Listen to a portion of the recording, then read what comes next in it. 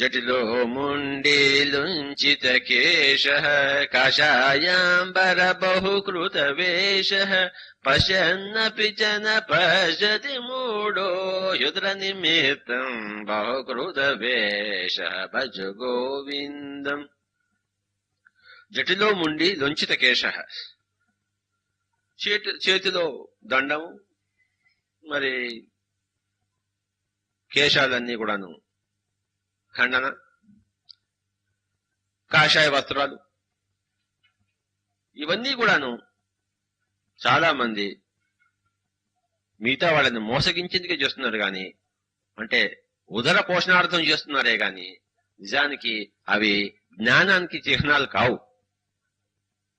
కనుక ఒక మనిషి జ్ఞాని అవునా కాదని తెలుసుకోవడం కోసం అతని మాటలు విని అతని జీవిత విధానం చూడాలే గాని చేతిలో కర్ర ఉందా లేదా, కాషాయ వస్త్రాలు వేసుకున్నాడా లేదా, బోడిగుండు ఉందా లేదా అని వీటి వల్ల ఎప్పుడూ కాదని చెప్పేసి శంకరాచార్య వారు చెప్తున్నారు మనకి.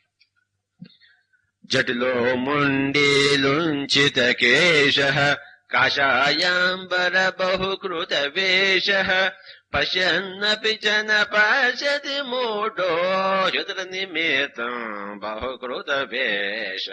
పశ్యన్నపి చ న పశ్యతి మూఢో, ఈ మూఢులు చూస్తూ కూడా చూడకుండా ఉంటారు. అంటే థర్డ్ ఐ ఉండి కూడాను థర్డ్ ఐని ఉపయోగించరన్నమాట.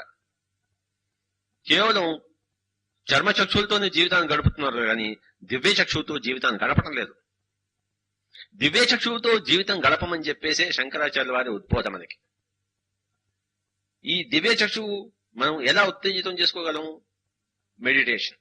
అంతర్ముఖం అయినప్పుడే అది దివ్య చక్షువు ఉత్తేజితం అవుతుంది. అప్పుడే మనకి జీవిత పరమార్థం గోచరించి జీవితం ఆనందమయం అవుతుంది.